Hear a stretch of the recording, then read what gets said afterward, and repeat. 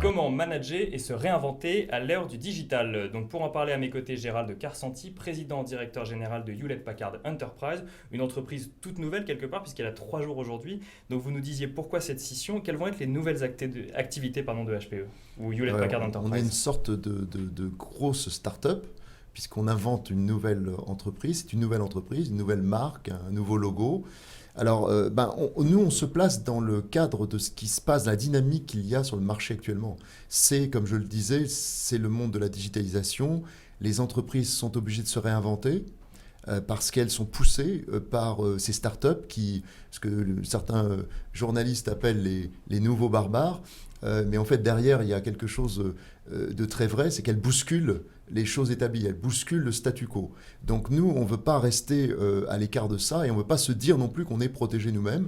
Donc en se séparant en deux, on devient plus agile et on se prépare à capter les opportunités du marché. Alors Hewlett Packard Enterprise, ce sera toutes les activités d'infrastructure, les serveurs, le stockage, les réseaux, les logiciels qui sont extrêmement importants, puis toutes les activités de service. Mais derrière, c'est tout ce qui fait l'actualité digitale, c'est la flexibilité au travers des clouds, c'est le big data parce que la Et donnée est super importante. je crois que justement sur les clouds, vous avez une offre de cloud hybride. Absolument, parce que en fait, le positionnement que nous prenons est un positionnement qui est l'hybride. Et l'hybride, pour faire très simple, c'est d'un côté, il y a le cloud public, et puis de l'autre côté, il y a les clouds privés que l'on peut gérer soi-même quand on est un client ou qu'on peut faire gérer par d'autres, ce qu'on appelle le cloud manager. Et le choix qu'on a fait chez Hewlett Packard Enterprise, c'est d'avoir une plateforme qui unifie en fait l'ensemble des clouds, qui fait converger les clouds publics, les clouds privés et les clouds managés. Et pourquoi on fait ce choix? Parce qu'on veut laisser le client décider quelles applications et quels services ils vont mettre sur les différentes plateformes en fonction de leur criticité. Vous n'allez pas mettre, par exemple, une application critique et stratégique dans un cloud public, pour tout un tas de raisons, dont la sécurité. Vous mettrez par contre des applications qui s'adressent au grand public sur ces clouds-là. Nous, on se dit, finalement, un client qui va mettre ses applications sur différents clouds, il va à un moment donné vouloir faire converger ça avec une infrastructure totalement sécurisée et qui est totalement opérée par un acteur comme Hewlett Packard Enterprise. Alors justement, Hewlett Packard Enterprise, vous le disiez tout à l'heure, une structure plus petite qui va sur un marché donc, où il y a quand même des géants tels que IBM. C'est un nouveau défi en tant que manager d'amener cette entreprise sur ce marché? Alors déjà, plus petite, oui, parce qu'on va avoir, on représente quand même 53 milliards de dollars de chiffre d'affaires, Oui, donc je m'entends. on est dans les 50 premières entreprises mondiales, mais on est plus léger, c'est exact, 280 000 salariés, donc ça reste quand même une entreprise importante en taille, mais plus véloce. Comment? Le nouveau défi, oui, c'est de se réinventer en permanence. De toute façon, c'est la culture de Hewlett Packard Enterprise. On est une culture d'ingénieurs, c'est-à-dire qu'on est dans l'innovation. Et qui est dans l'innovation? Les startups le savent mieux que personne. Qui est dans l'innovation sait que tout peut être mis en cause tout le temps. Ça ne s'arrête jamais. On est tout le temps bousculé. Donc nous, on se crée finalement un défi de toujours avoir à pousser un cran plus loin. Alors on va parler maintenant du management à l'ère du digital. Il y a quelque chose qui revient souvent, c'est cette fameuse génération Y, puis Oui. demain cette génération Z. Comment est-ce qu'on manage ces générations qui arrivent dans l'entreprise avec des connaissances technologiques, j'irai pas jusqu'à dire plus avancées pour pas vexer les plus anciens, mais presque par rapport à ceux qui y sont déjà? Si, plus avancé, il faut le dire, parce que là, en fait, on a toujours fait dans les entreprises de l'intergénérationnel, tout le temps. Dans les années 80, 90 et même avant, on a toujours fait ça. Mais là, ce qui se passe, c'est que pour la première fois, on est en train de faire vivre dans les mêmes entreprises 4, même 5 générations ensemble. Et les écarts qui existent entre les générations est immense. C'est-à-dire que l'écart entre la génération Y et X, où X et Baby Boomers sont quand même importantes, mais les écarts qui vont se présenter à nous dans peu de temps, quand la génération Z va arriver massivement sur le marché du travail, alors là, ça va être gigantesque. Il faut voir que d'un côté, on a appris à se servir de la technologie et à naviguer dans ce monde qui est en réseau. Les réseaux sociaux jouent un rôle aujourd'hui, on en reparlera peut-être, mais jouent un rôle énorme dans la société française, européenne et mondiale. Et puis des générations qui, eux, sont nées avec ça ou quasiment nées avec la technologie au bout des mains.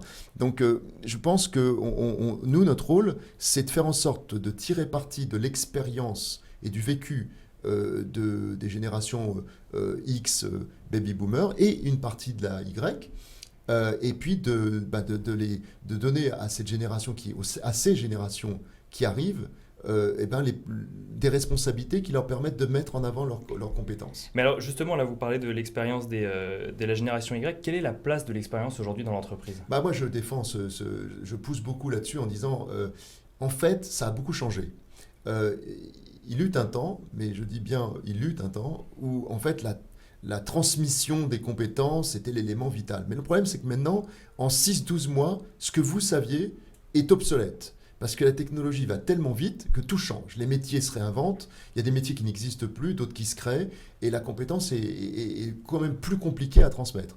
Par contre, on observe que ce qui se transmet toujours, c'est la compétence d'expérience. C'est-à-dire, par exemple, pour un commercial, quand il a 25 ans d'expérience dans le commercial, il a un savoir au niveau de l'engagement client qu'un jeune ne peut pas avoir. Donc là, ce qui est fabuleux, c'est que le jeune qui arrive avec toute sa compétence et sa vision technologique et de rupture, parce qu'il se place comme ça, c'est comment je peux améliorer les choses. Et puis de l'autre côté, des plus anciens, mais qui ont une expérience et un vécu sur le plan de l'expérience client et de l'expérience relationnelle, l'expérience émotionnelle aussi, les deux ensemble, ça peut donner un mélange très intéressant. Alors ça c'est pour l'humain, mais je crois que Hewlett Packard Enterprise travaille également beaucoup avec des startups. Qu'est-ce que ça vous apporte ce travail avec les startups ? Énorme, parce qu'en fait, on a un programme déjà qui s'adresse à toutes les startups. Tout le monde peut faire partie de ce programme. Il bénéficie d'un certain nombre d'avantages au niveau de la formation et tout un ensemble de services. Et puis on a un programme plus sélectif. Cette année, on a 22 startups sur lesquelles on fait une sorte de mentoring. Alors attention, on apprend autant c'est un échange en fait. C'est un échange, c'est un vrai partage. Parce qu'en fait, ces startups, elles nous apprennent des choses qu'on n'aurait même pas imaginées. Ils ont des idées que mes managers, par exemple, n'ont pas. Inversement, ces entrepreneurs ne pourraient pas piloter comme ça du jour au lendemain des business units dans nos entreprises. Donc il y a un mélange et un travail collaboratif qui est très intéressant. On s'occupe de 22 startups aujourd'hui parce qu'on veut bien le faire. Et ça consiste à entre guillemets, les mentorer pour les aider à développer leur entreprise sur le territoire national, au niveau européen, au niveau mondial, en bénéficiant des réseaux d'HP, tester leurs applications sur nos plateformes. Donc, ils n'ont pas besoin d'investir sur l'informatique. Ils peuvent venir tester leurs applications dans nos centres, nos labs, en particulier à Grenoble et à l'île d'Abo, à côté de Lyon. Donc tout un ensemble de services, formation gratuite, etc. Donc on en revient à cette idée de vous avez les idées, on a le vécu et ensemble on va pouvoir faire émerger de nouvelles choses. C'est un peu la même chose, c'est vraiment, ça s'inscrit dans ce que je disais précédemment, à savoir ce transgénérationnel où on est obligé de faire travailler des générations ensemble et il y a une diffusion de savoirs différents et ça crée de la valeur, c'est indiscutable. Alors dans le numérique, il y a aussi toute une part de réseaux sociaux, de communication. Quand on est manager, comment est-ce qu'on adapte sa communication à l'heure du digital ? Ça c'est un bouleversement. Parce que je pousse tous mes amis dirigeants qui n'y sont pas à y aller. Il faut y aller en ayant une stratégie de communication et en ne faisant pas n'importe quoi. Parce que, voilà, c'est un outil qui est à notre disposition, ça peut tout donner. Mais si on le fait intelligemment, c'est fabuleux. Moi, je suis sur LinkedIn. Je pense que c'est un réseau qui fonctionne très bien, et qui est très efficace, et pour communiquer, pour avoir des relations également. Avoir un réseau développé. Twitter, j'y suis depuis moins longtemps, j'y suis depuis mars, et je ne regrette pas parce que, en fait, Twitter, c'est un média, c'est pas la même chose. Mais dans Twitter, je trouve des informations que je ne trouve nulle part ailleurs. Donc ça, c'est déjà en tant que tel, c'est déjà fabuleux. Donc vous communiquez, mais vous allez également chercher des informations sur ces réseaux sociaux. Absolument, et on comprend ce qui se passe. On voit à travers ces réseaux sociaux comment le marché évolue, ce qui marche pas, les idées qui percutent, celles qui ne percutent pas, la façon dont les gens réagissent, c'est intéressant également. Et puis on capte aussi des idées sur l'aspect, on essaie de construire une entreprise sociale chez Hewlett Packard Enterprise et on capte des idées, des mouvements, la formation par exemple sur ce qu'il faut faire en matière alors j'enseigne en plus depuis une dizaine d'années à HEC Paris, donc c'est un sujet qui me concerne beaucoup. Et comment adapter les compétences dans le temps, on capte ça dans les réseaux. Et puis j'ai un blog aussi, qui est pas mal consulté et merci à ceux qui le font, j'en suis ravi et j'échange beaucoup parce que moi je trouve que c'est une richesse et je pense que les dirigeants de demain devraient intégrer vraiment à plein ces réseaux sociaux. Alors, vous parliez il y a quelques instants de compétences. On parlait tout à l'heure de l'écart générationnel et de la génération Y. L'enseignement dans tout ça, est-ce qu'il est en phase avec ce qu'on attend aujourd'hui des jeunes dans l'entreprise? Alors, on progresse beaucoup. Déjà, il y a déjà un point, il y a une prise de conscience énorme que le numérique est un des thèmes d'avenir. Ce n'est pas le seul, mais il en fait partie. Très sincèrement, aujourd'hui, le numérique percute toutes les industries. On parle de véhicules connectés dans l'automobile, on parle de la santé. Les capteurs vont être partout. La santé va être connectée, la ville est connectée, la domotique, les capteurs qui sont au niveau de la domotique, les compteurs qui maintenant on ne fera plus de relevés par des personnes, tout ça, ça va être numérisé. Et envoyé directement aux entreprises. Bien sûr, donc on est dans un monde qui va être connecté. Alors est-ce que l'enseignement est adapté? Non. Aujourd'hui, il faut qu'on change complètement l'enseignement et que ce n'est pas uniquement le contenu. Il faut mettre du numérique à plein dans nos programmes, que ce soit dans les petites classes, le collège, les lycées, et puis évidemment l'enseignement supérieur, ça me paraît absolument vital. Mais c'est aussi dans la façon d'enseigner. C'est pas que le contenu, c'est la façon d'enseigner. C'est vrai que ces générations-là ont quand même accès à un nombre de connaissances et d'informations énormes sur Internet. Donc la transmission n'est plus verticale finalement. Elle n'est plus verticale du tout. C'est que vous arrivez, je vous parle d'expérience, vous arrivez aujourd'hui dans un cours, il faut savoir que les étudiants déjà sont documentés, ils ont accès à l'information. Donc si vous faites simplement un cours où vous transmettez une information ou plutôt un contenu, c'est bien, mais c'est beaucoup mieux si vous partez du principe que ça va être un échange, un partage, et qu'avec les étudiants, vous allez créer quelque chose, vous allez créer un espace. Et en fait, ça fonctionne super bien, parce que vous allez capter des informations, eux-mêmes, ça va les enrichir, et c'est un dialogue. J'ai eu la chance d'enseigner aussi aux États-Unis, et on voit qu'ils ont quand même un cran d'avance là-dessus, où vos cours, en fait, sont transmis à l'avance. C'est-à-dire que votre présentation, les étudiants l'ont une semaine avant, elle est chargée sur des tablettes, et puis ils arrivent en cours, et ils ont des Twitter à leur disposition, et donc en fait, quand vous ne faites pas un cours, vous répondez à leurs questions, parce que le cours, ils l'ont déjà préparé. Et donc ça rend, même pour l'enseignant, évidemment, vous avez intérêt à maîtriser votre sujet, mais ça rend le cours beaucoup plus dynamique et beaucoup plus intéressant. Et en plus, il y a des questions en interactif, donc c'est super. Alors cette émission s'attache en fait à comprendre comment la transformation numérique se fait au sein des entreprises. Vous, Gérald Karsanti, quel est votre avis sur l'impact du numérique sur les organisations ?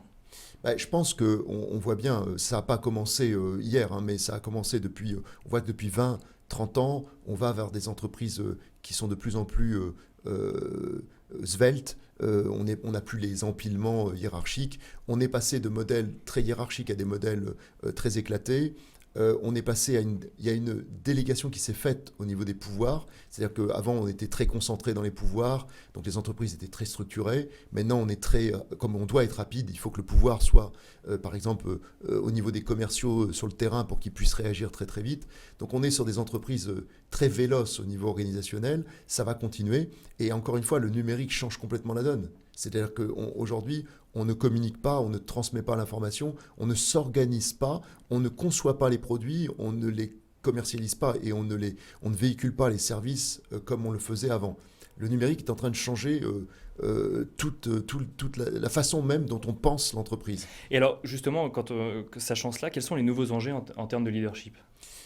Je pense qu'on est passé d'un modèle de management et de leadership où il y avait les dirigeants qui communiquaient une stratégie et cette stratégie ensuite était exécutée, à un modèle où il faudra toujours ça, parce qu'il faudra bien qu'à un moment donné, une stratégie soit posée. Mais on est plus dans un partage et dans un échange. L'entreprise devient un lieu de confrontation, confrontation intellectuelle, confrontation d'expérience, où en fait des salariés vont se mélanger, vont donner leurs idées, et la direction va s'enrichir de ça en se disant on fait fausse route là-dessus. Il faut être capable d'accepter le fait qu'on peut faire des erreurs et l'essentiel, c'est de les corriger vite. Comme je dis souvent à mes équipes de management, l'essentiel, c'est de ne pas se tromper au moins 80% du temps. Mais quand on se trompe, c'est pas très grave, on apprend de ses erreurs, il ne faut pas que ce soit trop fréquent, encore une fois, mais quand on se trompe, il faut corriger. Et il est vrai que c'est une génération qui arrive, la vôtre déjà, la génération Y, et puis celles qui vont arriver. Vous avez une appréhension de ça qui est très différente. La notion d'appréhension, par exemple, du risque, est différente. l'appréhension des challenges n'est pas la même. Nous, on aimait, dans nos cultures précédentes ou dans notre formation précédente, on était dans un modèle où on décortiquait tout, on l'analysait et il fallait absolument une solution. Ce monde n'existe plus. On est dans un monde où on ne sait pas toujours définir le problème, il y a plusieurs chemins possibles et on n'aboutit pas forcément à une seule solution. Mais ce n'est pas grave. C'est ça le modèle de demain, c'est un modèle qui est dynamique. Ce qu'on appelle l'agilité, C'est l'agilité, qui est dynamique. Il faut tout le temps s'adapter. Et donc il faut toujours pousser un cran plus loin. En ayant en tête de prendre en compte l'évolution aussi des salariés, parce que les mutations ne sont pas aussi faciles que ça. C'est là où je voulais en venir également. Est-ce qu'on va vers une nouvelle forme de travail ? On va, de mon point de vue, vers une réinvention du travail. On en discute souvent avec certains collègues d'autres industries. On a la chance de rencontrer des politiques. On essaye de discuter avec eux là-dessus, parce que je pense qu'il y a plein de choses qui vont évoluer. On ne va pas travailler de la même façon. J'ai vu que certains intellectuels et philosophes disent on va devenir demain les entrepreneurs de nous-mêmes. Bon, le format finalement du contrat de travail, comme on le connaît, tout le monde cherche un CDI, je pense que dans le temps, ces formes-là vont évoluer. On va aller de plus en plus vers une entreprise qui va fonctionner en mode projet, avec une couche de salariés plus réduite, et ils vont faire appel ensuite à des réseaux de compétences, d'expertise, pour compléter leurs équipes sur un projet donné. Ce qui veut dire que, d'où l'importance des réseaux sociaux. Je crois que des réseaux comme LinkedIn et d'autres vont prendre de plus en plus d'importance pour cette raison. Et puis, ce qui veut dire aussi qu'il faut être prudent, parce que ça, c'est un modèle que moi, je pense nécessaire. Il faut une révolution au niveau social. Je pense que les jeunes générations, ils sont tout à fait prêtes, elles sont prêtes à bouger dans ce sens-là. Mais maintenant, il ne faut pas que ça se fasse au détriment d'une forme de précarité. Parce que nous, on pense au modèle idyllique où j'ai 3 contrats et tout se passe bien. Je change de projet, diversité, etc. Enrichissement, génial. Et puis après, il va y avoir toute une frange de salariés qui, eux, vont devoir peut-être avoir 2-3 contrats pour péniblement boucler la fin de mois et vivre, tout simplement. Et ça, je pense qu'il faut qu'on soit super vigilant. Il ne faut pas qu'on bouge le risque des entreprises vers les salariés. Ça, ce serait vraiment, je pense, très négatif. Merci beaucoup, Gérald Carsanti. Merci à vous. Vous restez avec nous et l'on passe tout de suite au pitch de la semaine.